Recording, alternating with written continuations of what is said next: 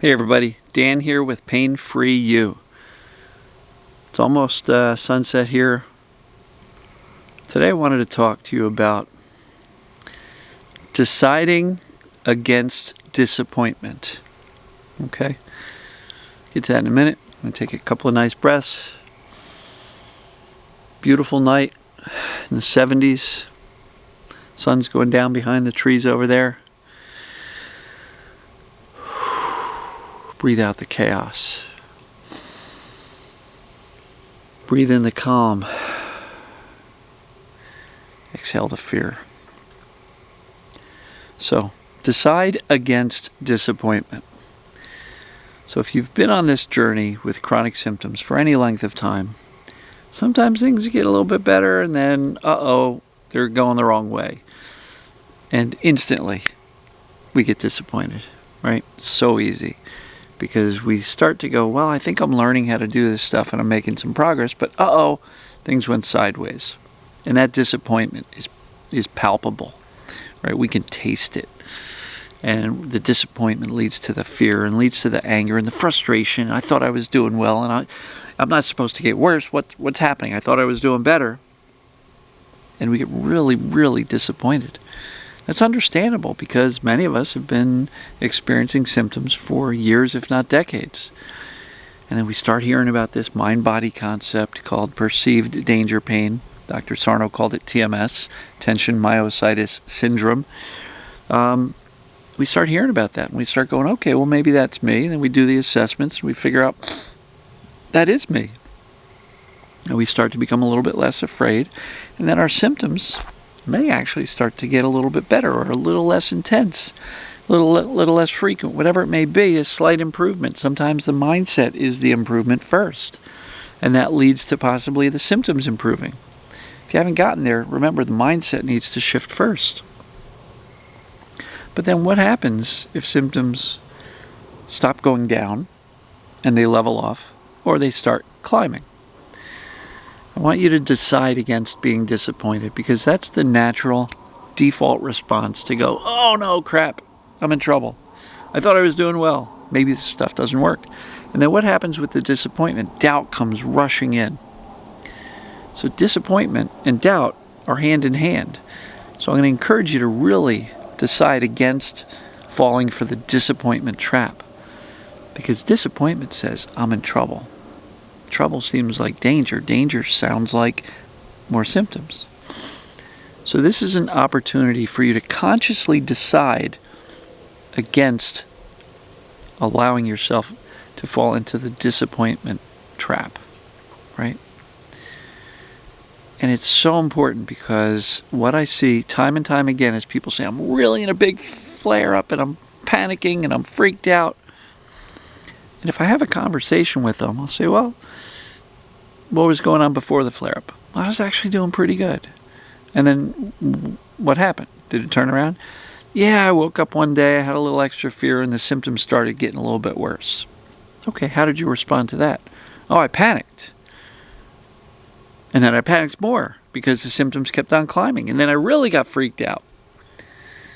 Whereas, and I've talked about this before, best way to handle a setback, right? What would happen if, you're doing pretty good and all of a sudden the symptoms take a turn slightly upward, and instead of being disappointed and buying into the fear and the panic, you said, I know what that is. And you make a conscious decision not to be disappointed. You make a conscious decision, which we can make. I am not going to be afraid of this. Why? Because I understand what's going on. The brain's just perceiving a little bit more danger, so that's why the symptoms go up.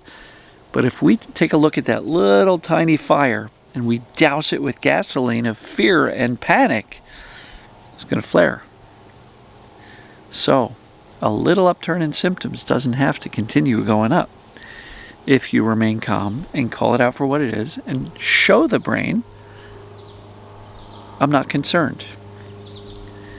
So, deciding against disappointment is a really good place to be because what you're going to say is, I expect the journey to be up and down. This is not a flat, smooth roadway. There are speed bumps along the way. There are dirt roads. There are detours that take you off into bumpy gravel, dirt roads. So if you're on a detour or you hit a speed bump, decide. Make the conscious decision not to fall into disappointment, because with disappointment, a whole host of other emotions called fear, panic, sadness, anger, rage even, come rushing in. And what does that do to the brain? It goes, hey, we're in trouble. Pay attention, we're in trouble. So, decide against disappointment, because when you first notice symptoms going up, you have a really important decision to make. Do I default back to the natural, normal, previous fear and panic? Or do I say, no, I know what's going on. I'm not going to buy it. I'm not going to be disappointed, because I kind of know that it's an up and down journey. I don't have to be disappointed. Not at all. That's like saying you're driving from the East Coast to the West Coast and you're disappointed every time you have to cross a bridge. Well, the Mississippi goes down the whole country. You're going to drive over a bridge. Why would you be disappointed? You have to expect it's going to be there. Expect that sometimes symptoms are going to start turning upward. But the more calmly you can respond with clarity and go, I know what that is. I'm driving over a bridge. There's a river. Okay, I know what that is. Symptoms went up a little bit. It just means my brain's perceiving danger. Maybe there's a life, stressful event, some emotions that are coming up. Maybe I'm doing a little bit too much TMS work. Maybe I'm digging up the past traumas a little bit too much. And my brain goes, whoa, what are you doing?